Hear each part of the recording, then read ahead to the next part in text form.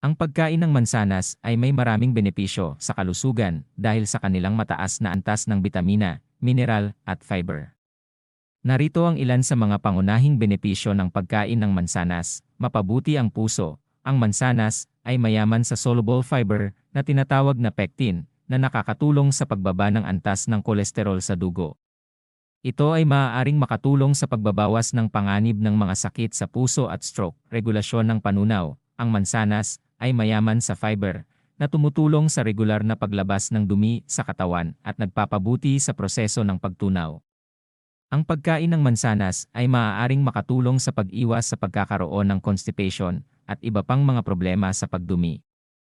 Pangangalaga sa kalusugan ng utak, ang mansanas ay may mga antioxidant na nagtataglay ng potensyal na mapabuti ang kalusugan ng utak at mapanatili ang memorya.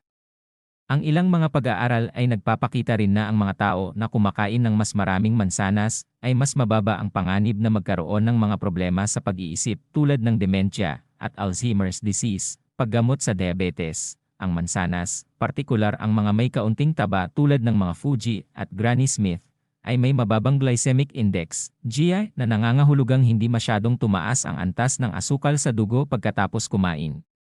Ito ay kapaki-pakinabang para sa mga taong may diabetes o nais na mapanatili ang normal na antas ng asukal sa dugo. Pagpapalakas ng resistensya, ang mansanas ay naglalaman ng bitamina C, isang antioxidant na nakakatulong sa pagpapalakas ng immune system ng katawan.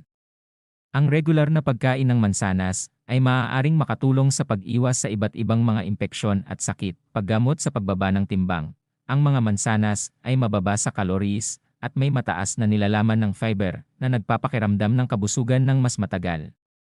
Ito ay maaaring makatulong sa pagkontrol ng cravings at pagpapababa ng timbang, mapanatili ang kalusugan ng balat, makatulong maging healthy ang balat.